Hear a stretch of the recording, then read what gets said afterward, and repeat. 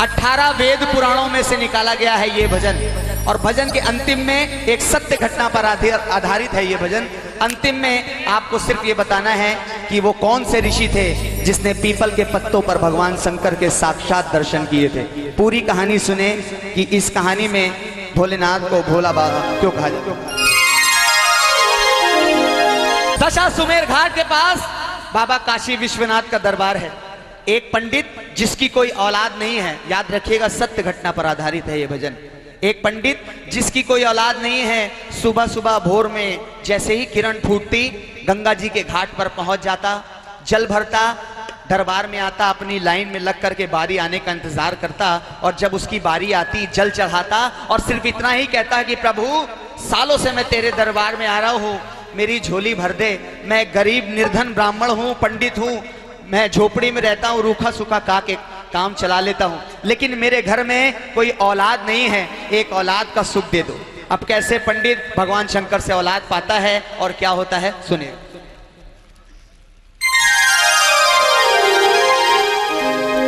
कि जिसके हृदय में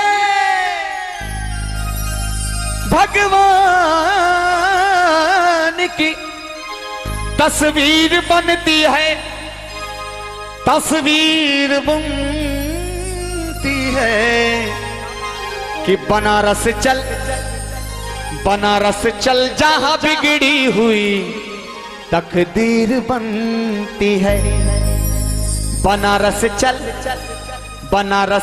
जहां बिगड़ी हुई तकदीर बनती है। बनारस चल जहां बिगड़ी हुई तकदीर बनती है।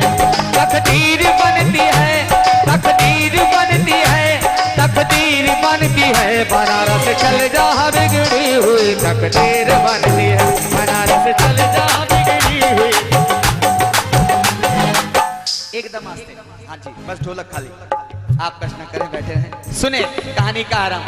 पंडित रहा शुभवासी, काशी का रहा वासी, तप कर रहा था भारी, तप कर रहा था भारी, मन में थी एक उदासी, सूनी मेरी फुलवारी बिन लाल के उधारी, सूनी मेरी फुलवारी बिन लाल के उधारी, भंडार भर दो मेरा आके भोले भंडारे, भंडार भर दो मेरा आके भोले भंडारे, भंडार भर दो मेरा आके भोले भंडारे।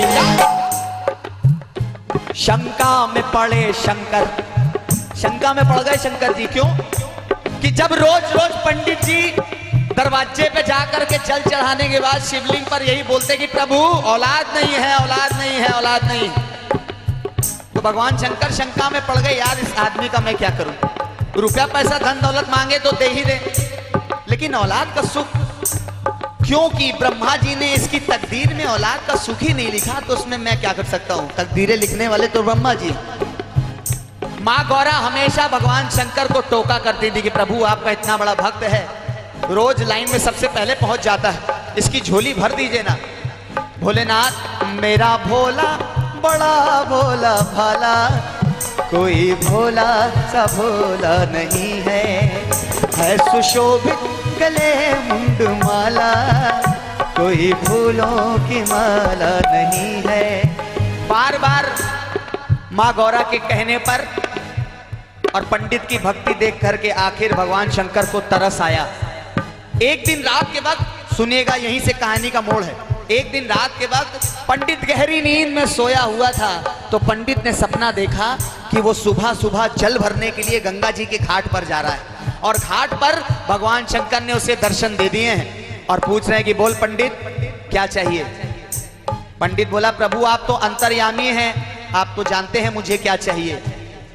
भगवान शंकर बोले कि पंडित जब तक बच्चा रोता नहीं माँ दूध नहीं पिलाती, वैसे ही प्रभु के सामने जब तक भक्त मांगता नहीं, झोली फहराता नहीं, प्रभु भी देता नहीं, क्योंकि गिव एंड टेक का जमाना है, पहले दो उसके बाद लो।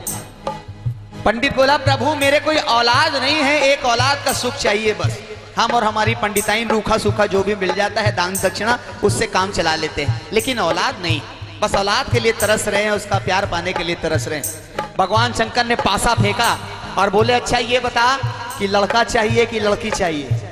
पंडित ने कहा प्रभु वंश की बेल को आगे बढ़ाने के लिए तो लड़के की ही जरूरत है, लड़की से काम चलेगा नहीं प्रभु, मुझे लड़का ही दो ताकि मेरा वंश खत्म ना हो, आगे बढ़ता जाए, दर पीढ़ी बढ़ता जाए।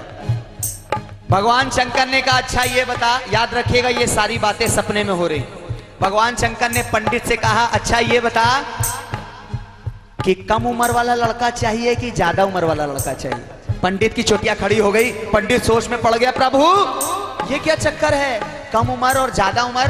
तो भगवान शंकर बोले कि जिस बच्चे की उम्र कम है वो विद्वान होगा, जिस बच्चे की उम्र कम है वो विद्वान होगा, और जिस बच्चे की उम्र ज्यादा है वो बड़ा होकर के चोर और डाकू बन जाएगा। अब जल्दी से बता कम वाला कि ज्यादा वाला। अब पंडित रहा हिंदुस्तान का वासी, और हिंदुस्तान में पत्नी से पूछे बगैर पति कोई काम नहीं करता। पंडित ने प्रभु से कहा प्रभु आप यहीं खड़े रहिए, हम घर जाके अपनी बीवी से पूछ करके आते। दौड़ा अपने घर की तरफ, पंडिताइन के पास पहुंचा, बोला पंडिताइन प्रभु ने घाट पे दर्शन दे दिए हैं, मुझसे पूछ रहे थे सोना चांदी चाहिए, मैंने कहा नहीं। पूछा लड़की चाहिए, मैंने कहा नहीं। पूछा लड़का चाहिए, मैंने कहा हाँ। तो बोले कम वाला चाहिए कि ज्यादा वाला चाहिए। पंडिताइन भी चकरा गई कि ये कम और ज्यादा का क्या चक्कर है। तो पंडित ने कहा प्रभु ने कहा है कम उम्र वाला विद्वान, ज्यादा उम्र वाला चोर डाकू। पंडिताइन ने कहा अच्छा जाओ कम ही उम्र वाला लड़का मांग लो, हम काम चला लेंगे। दौड़ता दौड़ता भगवान शंकर के पास पहुंचा और बोला प्रभु कमाई वाला दे दो, हम काम चला लेंगे, ज्यादा वाला नहीं चाहिए, क्योंकि ज्यादा वाला तो चोर डाकू है। शंका में पड़े शंकर, सुनिएगा गौर से, शंका में पड़े शंकर, हंस के बोले दिगंबर, हो 5 वर्ष की आयु, हो 5 वर्ष की आयु, एक लाल हो तेरे घर, हो 5 वर्ष की आयु, एक लाल हो तेरे घर, हो 5 वर्ष की आयु, एक लाल हो तेरे घर। भगवान शंकर बोले कि जा तुझे औलाद दी, लेकिन उस बच्चे की जिंदगी महज 5 साल की होगी, और जैसे ही तेरा लड़का 5 साल का हो जाएगा वो मर जाएगा। अब सोचिए अगर किसी माँ बाप को मालूम हो कि उसका बच्चा 5 साल का होते ही मर जाएगा तो उसके दिल पे क्या बीतेगी। लेकिन फिर भी किसी तरीके जीवन को आगे बढ़ाना शुरू किया। सचमुच पंडित के घर में एक बच्चे ने जन्म लिया। पंडित को अपने सपने की बात याद आई तो उसको ये याद आया कि जब इस बच्चे ने जन्म ले लिया है तो ये बच्चा मरेगा भी, 5 साल का होते ही ये बच्चा मर जाएगा। और जैसे जैसे धीरे धीरे लड़का बड़ा हो रहा है, पंडित और पंडिताइन देख देख रात रात भर रोए। मन में रहा एक खटका, बढ़ने लगा जो लड़का, मन में रहा एक खटका, बढ़ने लगा जो लड़का, जब 4 वर्ष बीता पंडित का दिल है धड़का, जब 4 वर्ष बीता पंडित का दिल है धड़का, जब 4 वर्ष बीता पंडित का दिल है धड़का। 4 साल हो गए, 1 साल बचा। लड़का हंसता खेलता गलियों में घूमे तो पंडित पंडिताइन एक तरफ तो खुश हुए कि हाय रे मेरा सुंदर सा लाल आज पाठशाला जाने लगा है, आज ये सीख करके आया है, आज वो सीख करके आया है। लेकिन हाय रे दुर्भाग्य कि वो कौन सी घड़ी थी जब भगवान शंकर ने 5 साल की आयु दी थी, और 1 साल के उपरांत ये बच्चा हमें छोड़ करके चला जाएगा। अगर कहानी समझ में आ रही है तो एक बार सीधे हाथ ऊपर करके ताली बजा दें। 1 2 3 4।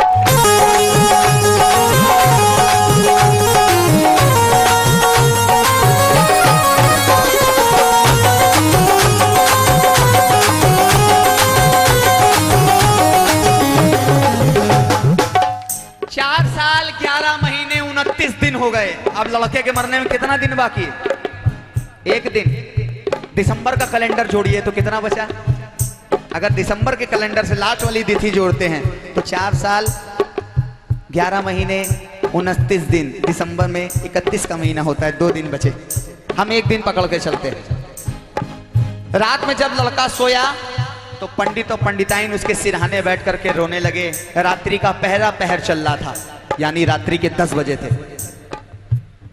पंडित और पंडिताइन उसके समीप जाकर के रोने लगे और विलाप करने लगे कि सवेरे होते ही जैसे ही किरण फूटेगी हमारा बच्चा मर जाएगा, क्योंकि इसकी जिंदगी के 5 साल पूरे हो जाएंगे। जहां इस बच्चे का जन्मदिन मनाना था वहीं इस बच्चे का मरण दिन मनाना होगा। लेकिन ये तो विधाता ने लेख दे दिया है, इसको तो बदला नहीं जा सकता। लेकिन पंडित ने अपने बच्चे की जान बचाने के लिए हार नहीं मानी। पंडित ने अपने बच्चे को रात्रि में तीसरे पहर में उठाया। कहते हैं कि पहले के जमाने में तीसरे पहर में साधु संत स्नान कर लिया करते थे। रोशनी की किरण जमीन पर पड़ने से पहले ही साधु संत स्नान करके हवनों में पूजा पाठ में लग जाया करते थे। पंडित ने रात्रि में तीसरे पहर में अपने बच्चे को जगाया, काशी विश्वनाथ के दरबार ले गया। मंदिर के फाटक बंद थे, बाहर से दर्शन कराया और गंगा जी के पावन घाट पर ले जाकर के बैठा दिया और अपने बच्चे से बोले कि बेटा, जो कोई साधु संत इधर से स्नान करने के लिए जाए उसका पांव छू लेना। बस लोग धीरे धीरे आते गए, बच्चा पांव छूता, कोई जवाब देता, कोई जवाब ना देता, आगे बढ़ जाता। अचानक पंडित ने देखा कि दूर से सप्तऋषि चले आ रहे हैं और सप्तऋषियों में बड़ी ताकत हुआ करती थी। तपस्या कर करके काफी शक्तियों को अर्जित कर रखा था उन्होंने। भूत भविष्य वर्तमान देख सकते थे, वरदान देते थे तो वरदान पूरा होता था, शाप देते थे तो शाप भी पूरा होता था। सप्तऋषियों को आते देख करके पंडित एक पेड़ों के पीछे छुप गया, अपने बच्चे को इशारा किया। सप्तऋषि आए, बच्चा उठा। अगर बात समझ आएगी तो ताली बजाइएगा। सप्तऋषियों को बच्चे ने दोनों हाथों को स्पर्श किया, चरण स्पर्श किया पंडित के। सप्तऋषियों के पांव को हाथ लगाते ही सप्तऋषियों ने बच्चे को देखा और बोले, आयुष्मान भवा, उम्र लंबी हो जाए। पेड़ के पीछे से पंडित हंसता हुआ बाहर आया। सप्तऋषियों ने कहा, क्यों भाई, क्या बात हो गई? छोटा सा बच्चा है, हमारे पांव छुए, हमने आशीर्वाद दे दिया। पंडित बोला, प्रभु आप तो अंतर्यामी हैं, भूत भविष्य वर्तमान देख सकते हैं, किसी का कल बदल सकते हैं और किसी के आज को खराब कर सकते हैं, फिर इस बच्चे को पहचाना नहीं? अरे ये वही बच्चा है जिसे भगवान शंकर ने 5 साल की आयु दी थी।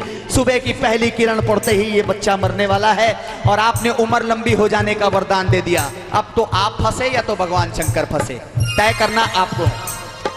अब तो पंडित जी की सारी कामनाएं पूरी होने ही वाली थी, क्योंकि सप्तऋषियों ने सोचा, अरे यार पंडित अच्छा खासा नहाने के लिए जा रहे थे, कहां फंसा दिया। सप्तऋषियों ने सोचा कि वरदान तो दे चुके हैं और अगर हमारा दिया हुआ वरदान पूरा नहीं हुआ तो दुनिया में हमें मानने वाला कोई नहीं रहेगा। लोग तो कहेंगे कि सप्तऋषि वरदान तो देते हैं लेकिन पूरा नहीं होता, क्योंकि हम महादेव की बात नहीं काट सकते। अब तो शंका में फंसी गए। एक जने की बात तो झूठी होके रहेगी, या तो भगवान शंकर की या सप्तऋषियों की।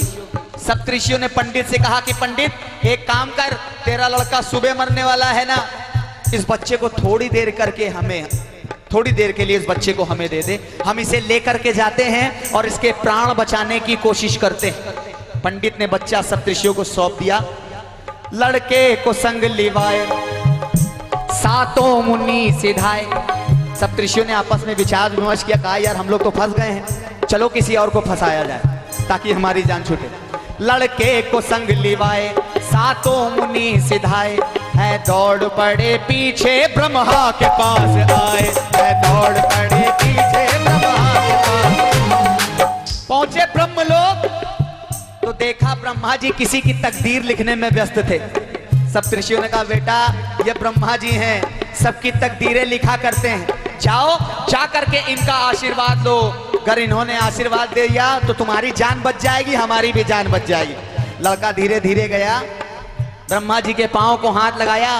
ब्रह्मा जी ने कलम रोकी, बच्चे को गौर से देखा और बोले, आयुष्मान भवा, उम्र लंबी हो जाए। सप्तऋषियों ने कहा, चलो बला टली, चलो मेरी बला टली। ब्रह्मा जी बोले, काहे की बला सप्तऋषियों? सप्तऋषि बोले, प्रभु हम सुबह सुबह गंगा स्नान के लिए जा रहे थे, पंडित ने हमें फंसा दिया। ब्रह्मा जी बोले, पंडित ने फंसा दिया मतलब? कह रहे प्रभु सबकी तकदीरें लिखते हो, बच्चे को पहचान तो लेना था। अरे ये वही बच्चा है जिसे भगवान शंकर ने 5 साल की जिंदगी दी है, सुबह होते ही मरने वाला है। पंडित ने हमको फंसाया, हमने आपको फंसा दिया, अब आप समझो आपका काम, हम चलते हैं, नमस्ते। ब्रह्मा भी है घबराए, क्योंकि ब्रह्मा ने भी वही सोचा कि महादेव की बात तो हम काट नहीं सकते, और अगर मेरा दिया हुआ वरदान पूरा नहीं हुआ तो दुनिया में लोग कहेंगे कि ब्रह्मा जी का वरदान पूरा नहीं होता। ब्रह्मा भी है घबराए, लड़के को संग लिवाए, सातों मुनि सिधाए। ब्रह्मा जी ने कहा कि चलो एक काम करते हैं, विष्णु जी के पास चलते हैं, वही समस्या का कोई हल निकाले। लड़के को संग लिवाए, सातों मुनि सिधाए, ब्रह्मा भी संग में आए, है दौड़ पड़े पीछे विष्णु के पास आए, है दौड़ पड़े पीछे। पहुंचे क्षीर सागर में तो देखा भगवान विष्णु शेष शैया पर ऐसे लेटे हैं, आंखें बंद हैं। ब्रह्मा जी ने इशारा किया, बेटा ये विष्णु जी हैं, कई अवतार ले चुके हैं, कई पापियों का संहार किया है, जाओ इनका आशीर्वाद लो। अगर इन्होंने आशीर्वाद दे दिया तो सबकी जान बचेगी। लड़का नादान छोटा सा बच्चा फिर धीरे धीरे गया, विष्णु जी के पांव को हाथ लगाया। विष्णु जी ने लेटे लेटे आंखें खोली और बोले, आयुष्मान भव बेटा, उम्र लंबी हो जाए। ब्रह्मा जी बोले, प्रभु थोड़ा सा और लेट जाओ, इतना तो लेटे ही थे ना, थोड़ा और लेट जाओ। अरे नींद के झोंके में बच्चे को पहचाना नहीं, जो गलती हम पीछे से करते चले आ रहे हैं वही गलती आपने भी कर दी। हड़बड़ा के उठे विष्णु जी और बोले, भाई क्या हुआ, क्या कर दिया मैंने? बोले, अरे प्रभु बच्चे को पहचानो, ये वही बच्चा है जिसे भगवान शंकर ने 5 साल की जिंदगी दी थी, सुबह होते ही मरने वाला है। एक दूसरे को फंसा करके हम यहाँ पहुंचे कि आप कोई उपाय बताओगे, आप तो खुद ही आशीर्वाद देख करके फंस गए। अब हम चलते हैं, आप ही संभाल लो। विष्णु भी है घबराए, उनके मन में भी वही बात, मेरा वरदान ब्रह्मा जी महादेव की बात काट नहीं सकते। विष्णु भी है घबराए, अपना कदम बढ़ाए, लड़के को संग लिवाए, ब्रह्मा भी संग में आए। कहां जाएंगे अब सब लोग? किसके पास जाएंगे? महादेव के पास। किसके पास जाना चाहिए आपके विचार से? महादेव के पास। महादेव तो पहले ही आशीर्वाद दे चुके हैं, कहां जाना चाहिए? महादेव के पास।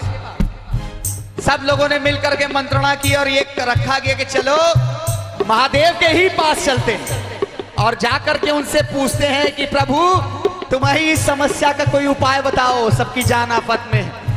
लड़के को संग लिवाए, सातों मुनि सिधाए, ब्रह्मा भी संग में आए, विष्णु भी संग में आए। ऐ दौड़ पड़े पीछे शंकर के पास आए, ऐ दौड़ पड़े पीछे शंकर के पास आए, ऐ दौड़ पड़े।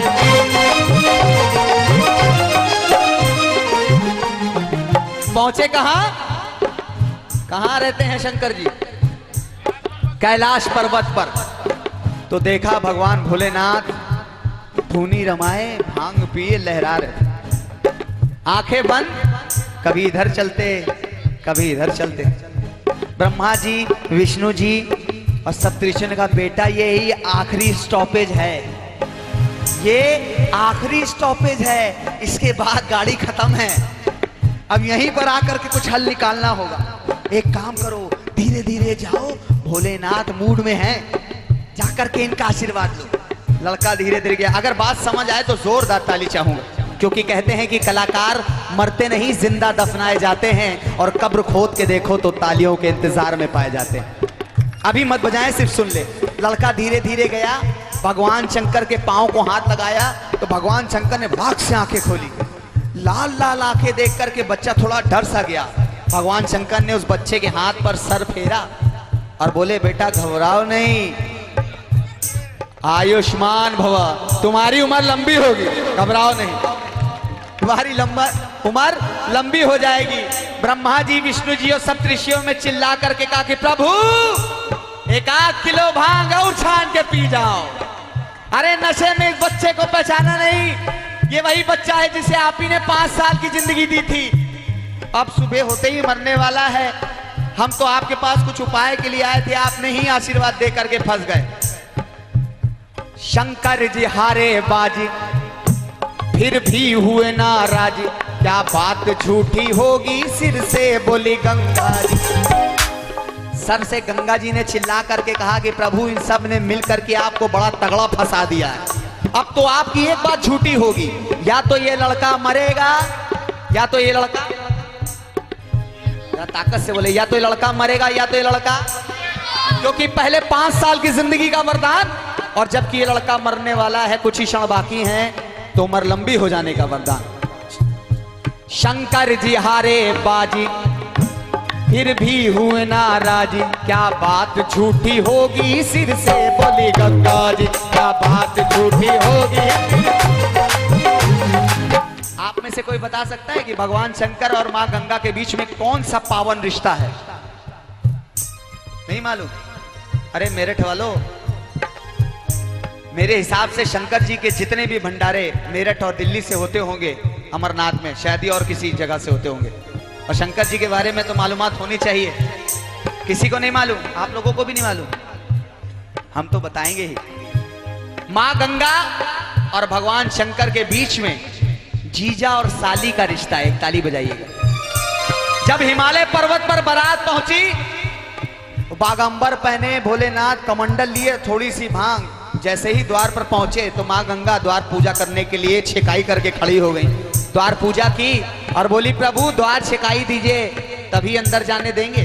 प्रभु बोले, मांग, क्या मांगती? बोली कि जैसे हर जीजा अपनी साली को अपने सर पे बैठाता है, वैसे ही आप मुझे अपने सर पे बैठा लो, बस मेरी इतनी इच्छा है। भगवान भोलेनाथ बोले, नहीं, ऐसा नहीं हो सकता। मां गंगा नाराज हो गई और जाने लगी, और जाते जाते बोल गई कि उसी दिन वापस आएंगे जिस दिन आप मुझे अपने सर पर बैठाओगे, उसी दिन वापस आएंगे। और हजारों वर्षों के बाद भागीरथी ने अपने 27,000 पुरखों को तारने के लिए मां गंगा की तपस्या की कि मां गंगा पृथ्वी पर आकर के मेरे पुरखों को तारो। मां गंगा प्रकट हुई और मां गंगा ने भागीरथी से कहा कि पूरे ब्रह्मांड में मेरे बोझ को उठाने वाला कोई नहीं, अगर मेरे बोझ को कोई उठा सकता है तो वो एक ही शख्स है, महादेव। जाओ महादेव से बोलो, अगर वो मुझे अपनी जटाओं में जगह देने के लिए तैयार हैं तो मैं पृथ्वी पर आकर के तुम्हारे पुरखों को तारने के लिए तैयार हूं। भागीरथी ने भगवान शंकर की तपस्या की, भगवान शंकर प्रसन्न हुए और अंततः जीजा को, अपनी साली को अपने सर पे बैठाना ही पड़ा। अब ताली बजाइए। और बात वहीं करते हैं। शंकर जी हारे बाजी फिर भी हुए नाराज, क्या बात झूठी होगी सिर से बोली गंगा जी। गंगा जी बोली, प्रभु अब क्या होगा? तो शंकर जी ने कहा, विष्णु जी आप जाइए, ब्रह्मा जी आप जाइए, सप्तऋषियों इस बच्चे को मेरे मंदिर में ले जाकर के छोड़ दो। और बोले कि जाओ इसे मेरे मंदिर में ले जाकर के छोड़ दो, तब तक मैं इसके बारे में सोचता हूं। मंदिर में मेरे जाओ, कुछ बेल पत्र लाओ, शिवलिंग पे जा चढ़ाओ।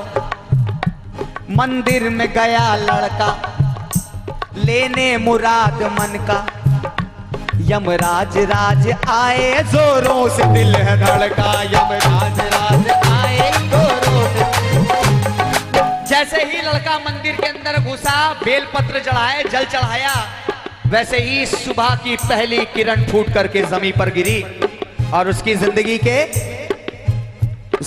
के 5 साल पूरे हो गए और भैंसे पे सवार होकर के काले काले यमराज आ गए।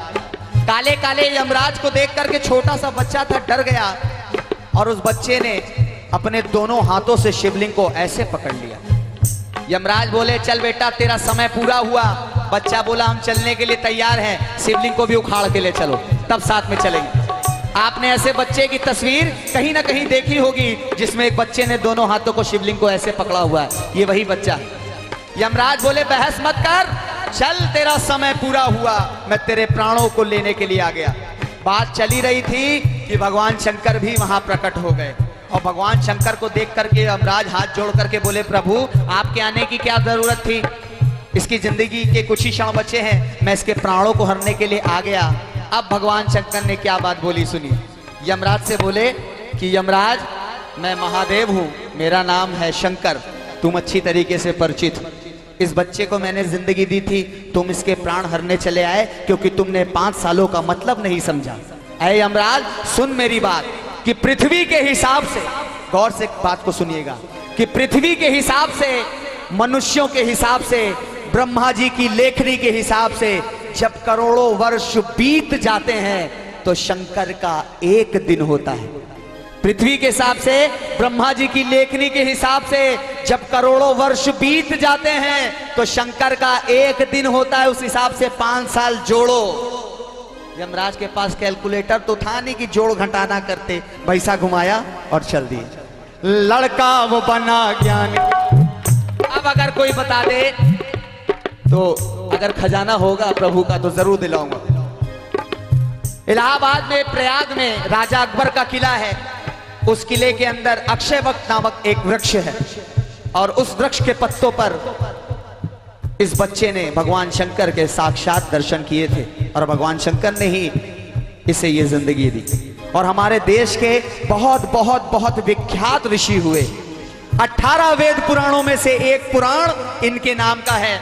अगर आपको इस कहानी में जरा सा भी संशय हो कि झूठी है या ऐसा नहीं था, तो किसी भी मंदिर में जाकर के आप ये कहानी पढ़ सकते हैं। उसी कहानी में से इसे निकाला गया है और आपको सुनाने के लिए खाली मेरा भाव अलग है, बस। कहानी सत्य है। लड़का वो बना ज्ञानी, जागो मोहन। जग गए, जग गई, जग गई। कोई है बताने वाला? हाँ जी बताएं भैया। हाँ, और कोई? कौन? जोर से बोलिए ना। वेद व्यास। और कोई? और कोई नहीं? अंकल जी आपको भी नहीं मालूम? एक जोरदार ताली बजाइएगा भाई साहब के लिए। एकदम सही जवाब दिया है मेरठ में ताकत है। मेरठ के भक्तों को भी ये बात मालूम होनी चाहिए कि आपके ही मेरठ के हैं। और मेरठ के भक्तों, एक बात आपको सत्य बता दूं कि भजन जब करो तो दिल से करो। जब दिल से करोगे तो प्रभु भी आपके साथ साथ रहेगा। लड़का वो बना ज्ञानी, सज्ञानी आत्मज्ञानी। लड़का वो बना ज्ञानी, सज्ञानी आत्मज्ञानी। हुआ नाम मारकंडे विज्ञानी आत्मज्ञानी। हुआ नाम मारकंडे विज्ञानी आत्मज्ञानी। हुआ नाम मारकंडे विज्ञानी आत्मज्ञानी। मार्कंडे ऋषि उनका नाम था। 18 वेद पुराणों में से एक पुराण मार्कंडे पुराण आप जाकर के मंदिर में पढ़ सकते हो। अगर पसंद आई हो तो ताली बजाओ। इस भजन को जय, इस भजन को सुनाने का श्रेय सिर्फ इतना ही था कि जिसके हृदय में प्रभु की ज्योत जला करती है उसके साथ साथ प्रभु हमेशा रहते हैं और कोई भी बाल बाका नहीं कर सकता।